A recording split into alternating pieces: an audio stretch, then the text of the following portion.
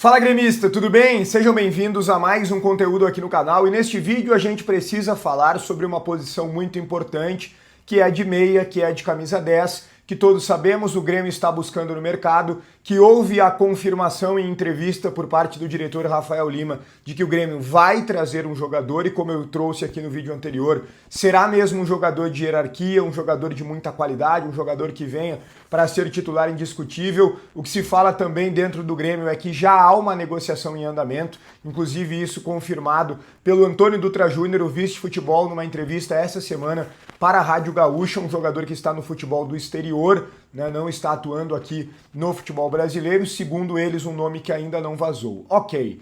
Mas enquanto o Grêmio não contrata, e tem até o dia 3 de março, que é o encerramento da janela de transferências, o técnico Luiz Castro precisa se virar com aquilo que tem.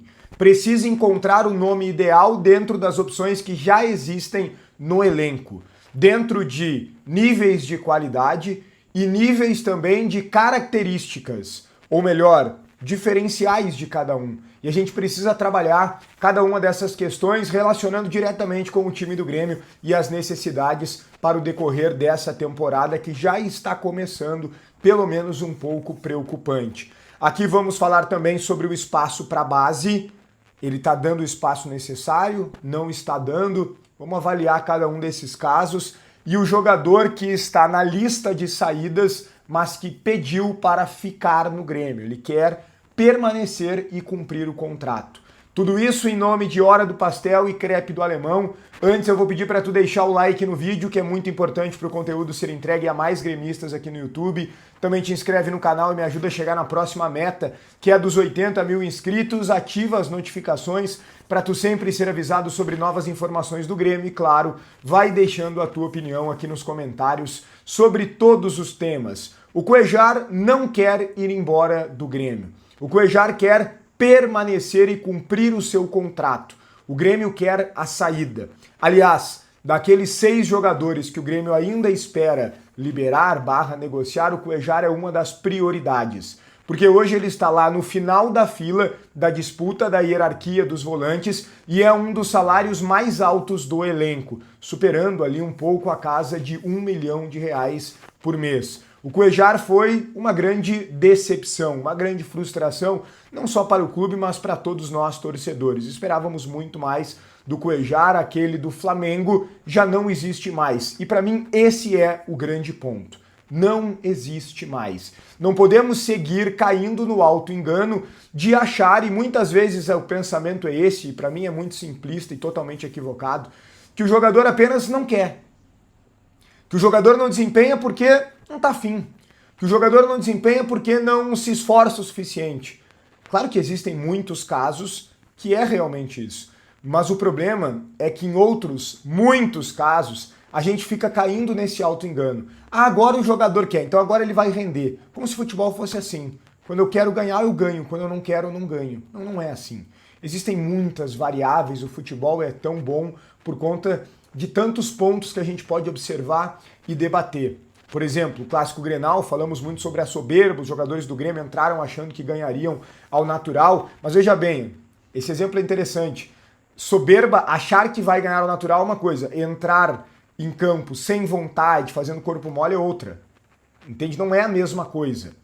O Grêmio precisa sempre jogar muito a sério os seus jogos, porque não tem um time para ganhar ao natural praticamente de ninguém. E o Cuéllar não me parece que no momento, ou na verdade já há algum tempo, esteja, sei lá, fazendo corpo mole ou algo parecido. O problema é físico. Existem jogadores que jogam com boas condições físicas até 35, 36, 37, às vezes 38 anos, como foi o Zé Roberto, por exemplo. O cara tem que ser exemplo de cuidado físico. Outros chegam ali já com 31, 32, 33 anos e já não conseguem mais. Às vezes nem é culpa do atleta, como o Maicon, por exemplo. O Maicon ali no Grêmio com 33 ali já não dava mais, porque o joelho dele já não dava mais condições de jogo. Outros jogadores vão muito mais para aquela questão do biotipo. Né? Alguns têm um biotipo mais pesado, então eles têm mais dificuldade para jogar quando a idade chega. Então cada caso é um caso que precisa ser observado individualmente. E acho que o caso do Cuéllar é esse. Nunca foi um primor técnico, tinha uma boa saída de bola, mas o grande diferencial do Cuéllar sempre foi a pegada, a marcação. Sempre foi um jogador de chegar muito firme nas jogadas, de desarmar. O primeiro volante dos sonhos, digamos assim, para o nível do futebol brasileiro. Mas ele não tem mais todo esse vigor físico e para mim ele não consegue mais desempenhar. E para mim o mais correto é que ele realmente saia do Grêmio. Mas ele pediu para permanecer e muitas pessoas que trabalham com ele estão comunicando, diferentes pessoas da imprensa, de que ele tem treinado bem, de que ele está sendo de alguma forma injustiçado. Todas as vezes que eu vi, ou todas não, né? Mas na maioria das vezes que vi, as atuações não se justificaram de fato. Se o Grêmio der uma nova oportunidade, que ele aproveite. É possível que ele ganhe daqui a pouco mais uma chance ou outra aí em algum jogo, daqui a pouco entrando em alguma partida, mas por enquanto ele está no fim da fila mesmo da hierarquia do técnico gremista. Eu li em algum lugar que o Grêmio daria, que o Luiz Castro daria uma nova oportunidade para ele, mas se fosse dar, teria dado contra o Juventude, na última rodada da fase classificatória do Gauchão. Agora é mata-mata, é campeonato brasileiro, não sei quando que o Grêmio daria essa oportunidade para ele. Vamos lá, olha só, o espaço para a base está sendo dado? Muita gente tem falado sobre isso, né? Bruno, o técnico Luiz Castro começou com o discurso e até com alguns movimentos de promover a base, mas até agora recuou, etc., pelo menos no retrospecto mais recente. Acho que é muito cedo para a gente fazer qualquer avaliação definitiva em relação a isso. Eu sigo parabenizando muito a diretoria por ter se desfeito de muitos jogadores caros e insuficientes para dar espaço justamente à base. A diretoria colocou os meninos no profissional, então a diretoria merece os parabéns em relação a isso. Agora, o treinador, ele começou ali colocando o Roger, colocou o Luiz Eduardo, mas deu uma retirada. Então ele não quer mais a base, ele não gosta da base, acho que não é bem assim. No último jogo, o Vieri foi titular, o Roger voltou a ser titular, eu senti falta, é verdade, do Jefferson Fornec, né, o antigo Jefinho. Acho que esse jogador tem muita qualidade, mas ao mesmo tempo ele é ainda franzino, como o próprio Thiaguinho, né, que muita gente falou, tem que ser titular, o próprio Luiz Castro, tem que ser titular.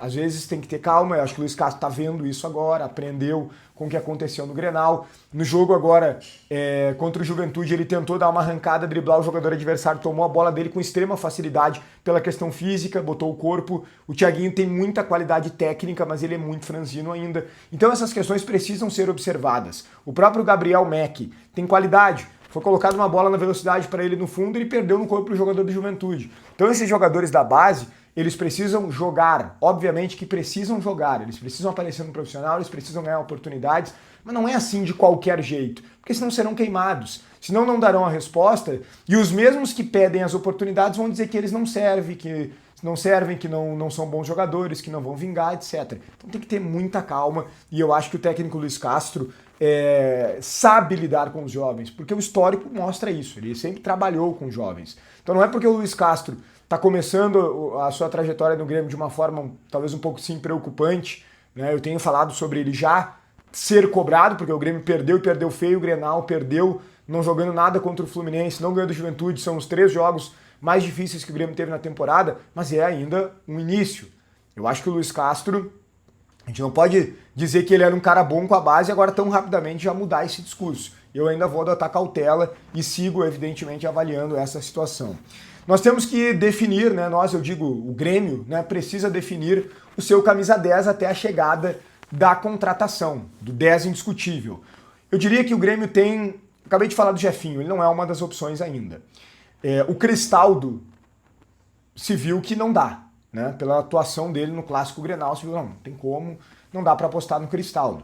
Eu fiquei, inclusive, com a impressão, confesso não ter a informação, mas fiquei com a impressão que alguém encostou no Luiz Castro depois do Grenal e disse, olha só, tu deu oportunidade, beleza, mas esse cara ele já estava na lista de saídas e segue porque ele é um jogador que a gente não confia, porque já foi dado a ele inúmeras oportunidades e ele não atendeu. Não é um jogador de partidas mais difíceis. Então, eu acho que o Luiz Castro agora entendeu. Estou dizendo que o Cristaldo daqui a pouco não vai ganhar uma nova oportunidade, mas não briga pela titularidade, acho que esse é o ponto. Pela entrevista coletiva do Luiz Castro, são 3 opções. Edenilson, sim, ainda é uma opção para ele, óbvio que não como camisa 10, né, mas um terceiro de meio preenchendo, porque ele disse que apenas 2 jogadores para marcar no meio-campo ele considera pouco, então o Edenilson está ainda com muita moral com o Luiz Castro. A outra alternativa é o William, que foi elogiado pelo Luiz Castro pela partida que fez diante do Juventude, e eu reitero aqui algo que eu já disse em um conteúdo recente, o William ainda não foi titular do Grêmio com os titulares, ele foi titular com os reservas, e isso faz muita diferença, mas ao mesmo tempo me preocupa essa falta de força do William. Ele é um jogador que fica troteando em campo quase que o tempo inteiro, e isso me preocupa sim. E agora o Monsalve dá um indicativo de que possa reacender, né? O Monsalve fez um golaço. Tecnicamente, a gente não duvida, ele tem qualidade. O problema dele é muito mais de ser intenso, ser mais participativo e dar mais dinamismo para o time também. O Monsalve é aquele cara que pega a bola e demora muito para tocar. Ele prende demais a bola. E aí ele mata o contra-ataque, ele perde a bola, ele fica exposto no jogo, ele perdendo a bola, ele perde confiança também no jogo, e tudo isso traz algum prejuízo ou alguns prejuízos para o Grêmio. Dentro desse aspecto, nós temos as 3 opções: Edenilson, William e Monsalve. Um deles será o escolhido do técnico Luiz Castro. É claro que não necessariamente o próximo escolhido é o titular absoluto, o treinador vai avaliando nas próximas rodadas. Mas um deles, esse trio, essa é a disputa até que a nova contratação chegue. O conteúdo tem a força de Crepe do Alemão, o melhor do Rio Grande do Sul, de forma disparada. O Crepe do Alemão fica em Torres, na mais bela praia gaúcha. Ali na Avenida Beira Mar de Torres é o Crepe do Alemão. Bom demais, várias opções de crepes salgados e doces. Crepe do Alemão, o telefone da teleentrega está na tela. Um grande abraço, deixa o teu like no vídeo, te inscreve no canal, ativa as notificações, opina muito aqui nos comentários e até o próximo conteúdo.